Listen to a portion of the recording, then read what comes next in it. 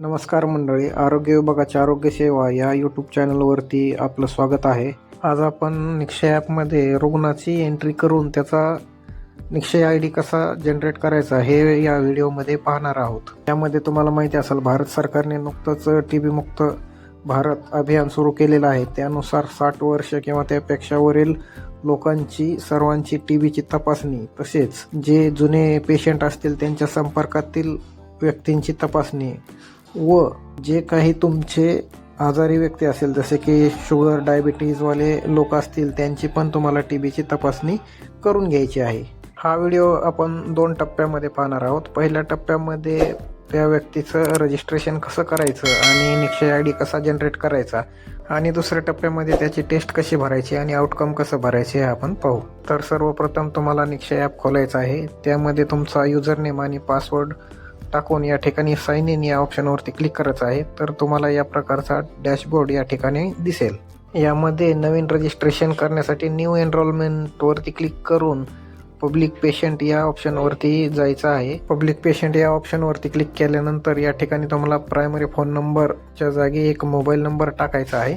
त्या व्यक्तीचा mobile number टाकल्यानंतर तुम्हाला मेल किंवा फिमेल या ऑप्शनवरती क्लिक करायचं आहे. या ठिकाणी मी एक मोबाईल नंबर टाकत आहे. त्यानंतर मेल असेल तर मेल किंवा फिमेल असेल तर फिमेल निवडून चेक बटनवरती क्लिक करायचं आहे. त्यानंतर तुम्हाला असे ऑप्शन दिसतील. यामध्ये सर्वात खाली तुम्हाला ॲक्टिव्ह नावाचं जे बटन आहे त्यावरती टिक करून खाली नेक्स्ट बटनवरती क्लिक करायचं आहे. यानंतर तुम्ही या प्रकारच्या पेजवरती जा. यामध्ये पहिले 4 ऑप्शन ऑलरेडी भरलेले येतील. या ठिकाणी काहीच भरायचं नाही. 5व्या ऑप्शन मध्ये फर्स्ट नेम, या ठिकाणी त्या पेशंटचं फक्त नाव टाकायचं आहे. मी या ठिकाणी त्या पेशंटचं नाव टाकत आहे. नाव टाकून झाल्यानंतर वरती स्क्रॉल करायचं आणि मिडल अँड लास्ट नेमच्या ठिकाणी त्याचं मधलं नाव म्हणजे वडिलाचं किंवा विवाहित महिला असेल तर तिच्या पतीचं नाव या ठिकाणी टाकायचं. हे टाकून झाल्यानंतर खालच्या ऑप्शन मध्ये फादर किंवा हजबंड नेम म्हणजे या ठिकाणी पतीचं किंवा वडिलाचं नाव टाकायचं आहे. या ठिकाणी फक्त नाव टाकलं तरी चालतं. मी या ठिकाणी फक्त नाव टाकत आहे. त्यानंतर पुढील ऑप्शन मध्ये एजच्या ठिकाणी तुम्हाला तुमच्या पेशंटचं वय भरायचं आहे. माझं एज देखील या ठिकाणी भरून झालेलं आहे. एज भरून झाल्यानंतर खाली तुम्हाला सेकंडरी फोन नंबर टाकायची काही गरज नाही.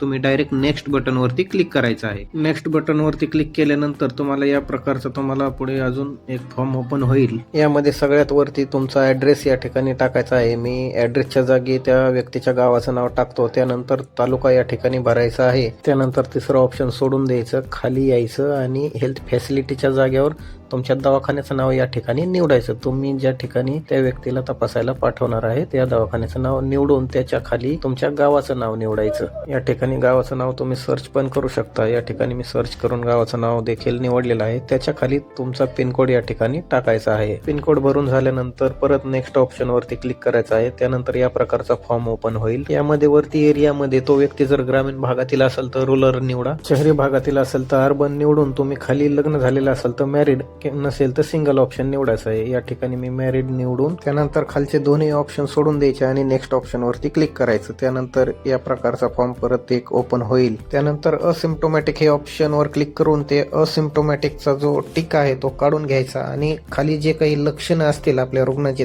त्या प्रकारे ऑप्शन निवडायचे आहे. मी या ठिकाणी ताप असल्यामुळे फेवर आणि कफ असल्यामुळे कफचा ऑप्शन निवडत आहे. तुम्ही दुसरे पण तुमच्या लक्षणानुसार या ठिकाणी ऑप्शन निवडू शकता. यामध्ये वजन कमी झालेले असेल तर वेट लॉस, छातीचा काही आजार असेल तर चेस्ट पेन असे ऑप्शन देखील तुम्ही निवडू शकता. त्यानंतर वरती उजव्या कोपऱ्याला डन वरती क्लिक करून खाली के पॉप्युलेशनच्या ऑप्शन वरती जायचं आहे. आता के पॉप्युलेशनचा मुद्दा सर्वात महत्वाचा आहे, कारण जे काही TB मुक्त भारत अभियान आहे ते याच ऑप्शन वरती डिपेंड आहे. यामध्ये सगळे ऑप्शन तुम्हाला बघायला भेटतील. ती व्यक्ती जर TB पेशंटच्या कॉन्टॅक्ट मध्ये असेल तर ते पण ऑप्शन आहे. ती व्यक्ती जर 60 वर्षापेक्षा जास्त असेल ते पण ऑप्शन आहे. त्या व्यक्तीला इतर काही आजार आहेत तर ते पण सगळे ऑप्शन या ठिकाणी तुम्हाला बघायला भेटतील. ती व्यक्ती कुठे कन्स्ट्रक्शन वर्कर असेल किंवा तंबाखू खाणारा असेल, स्मोकर असेल, दारू पिणारा असेल, त्याला डायबिटीज असेल, असे सर्व ऑप्शन या ठिकाणी तुम्हाला भेटतील. त्याप्रमाणे तुम्ही ऑप्शन निवडून वरती डन या ऑप्शन वरती क्लिक करायचं. त्यानंतर खाली HIV स्टॅटस मध्ये टेस्ट केलेली असेल तर ती भरायची, माहित नसेल तर अननोन वरती टिक करून नेक्स्ट बटन वरती क्लिक करायचं आहे. त्यानंतर ऍड केसचा असा फॉर्म ओपन होईल. यामध्ये तुम्हाला उजव्या कोपऱ्यात ऍड नावाचं बटन बटन आहे, या बटनवरती क्लिक केल्यानंतर थोडंसं या ठिकाणी लोडिंग होईल आणि तुमचा डेटा सेव्ह होईल। या ठिकाणी तुमची एनरोलमेंटची प्रोसेस पूर्ण झालेली आहे आणि तुमचा निश्चय ID या ठिकाणी तुम्हाला मिळालेला आहे। आता इथपर्यंत जे आपण काही पाहिलं ती होती एनरोलमेंटची प्रोसेस, म्हणजे या ठिकाणी एनरोलमेंट पूर्ण झालेलं आहे। आता जे काही असेल पुढचा टेस्टचा भाग, हा टेस्टचा भाग आपण पुढील व्हिडिओमध्ये पाहू। त्यासाठी या चॅनलला सबस्क्राईब करा आणि या व्हिडिओला जास्तीत जास्त शेअर करा। धन्यवाद।